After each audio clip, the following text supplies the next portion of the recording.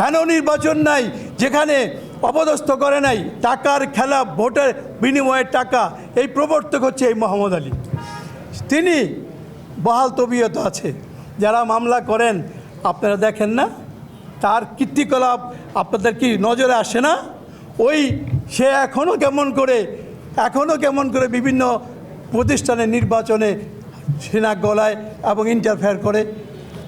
এদের প্রভাবমুক্ত করতে হবে সমস্ত সমিতিগুলি। এখানে গণতান্ত্রিক চর্চা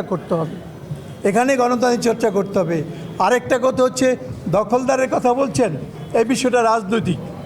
এখানে আজকে যারা বড় ছোট যে রাজনৈতিক দলগুলো আছে, এই সমস্ত রাজনৈতিক দলের নেতাদের কাছে আমার আবেদন, নারায়ণগঞ্জকে বাঁচাতে হলে ওই যে দুর্বৃত্তায়ন, ওই দুর্বৃত্ত যারা রাজনৈতিক পরিচয় দিয়ে প্রভাব সৃষ্টি করতে চায়, হাট মাঠ কাঠ সমস্ত দখল করে, আমার কাছে যে খবর আছে তারা আজকে নাই, তারা পালিয়েছে, কিন্তু তাদের দোসররা আছে।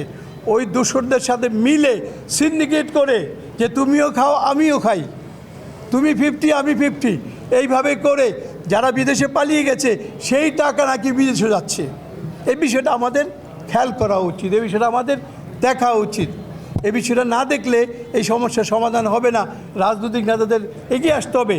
যারা যে রাজনৈতিক দলের প্রেসিডেন্ট, সেক্রেটারি, মহানগর এবং জেলার আছেন, সব দলের কথা বলছি, সেই দলের যারা দুর্বৃত্তায়ন করে, ব্ল্যাক লিস্ট করে, এদের রাজনীতি থেকে পুনর্বাসন দিতে হবে। এদেরকে কোনো অবস্থায় পাশে দাঁড়ানো, এদেরকে কোনো কাজ করতে দেওয়া যাবে না। এই শহরে আজকে আমাকে চাষারা থেকে 2 নম্বর গেটে যেতে 1 ঘন্টা সময় লাগে। এটা নিরসন করতে হবে। কে করবে? ট্রাফিক বিভাগ করবে। দায়িত্বে কে? আগে ছিল ইন্সপেক্টর, এখন হয়েছে এডিশনাল এসপি, কিন্তু সমস্যা সমাধান হয়নি। চেয়ারের পরিবর্তন হয়েছে, বড় চেয়ার পেয়েছে, বড় বেতনে বড় চাকরিজীবী এসেছে, সমস্যার সমাধান হয়নি। যে আগস্ট বিপ্লবের স্বৈরাচার পতনের পরে আমরা যে অন্যায় করেছি, ট্রাফিক বিভাগ আমাদের উপর প্রতিশোধ তুলছে, যানজট করে, অচল করে দিয়ে। এটা চলতে পারে না।